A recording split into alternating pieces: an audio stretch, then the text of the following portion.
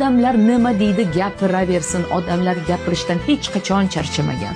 Sen tug'ilsang ham odamlar gapirgan, sen o'lsang ham odam gapiradi. Tug'ilganingda agar falonchining xotini tug'ibdi, qiz tug'ibdi deb agar gapirgan bo'lsa, o'lganingda falonchini xotini o'libdi yoki pismadonchini onasi o'libdi deb ham gapiradi. Va gapirish hech qachon tugamaydi. Biz odamlarni gapirishini yoki odamlarni og'ziga qarab ish tutishni yoki odamlarni og'ziga xo'jayinlik qilishni bas qilishimiz kerak.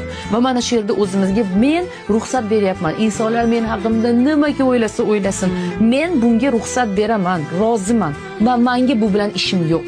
Men mana shu yerda mana shu holatni kontrol qila olmayman, nazorat qila olmayman, bu holatni to'xtata olmayman. Ularga kelib har biriga o'zimni oqlab, men aslida unaqa ayol emasman, to'xtanglar deb men isbotlamayman. Isbotlagim ham kelmayapti deysanda, mana shu yerda buni qo'yib yuborib, nima qilishni boshlaysan? Hayotingni o'zing xohlaganing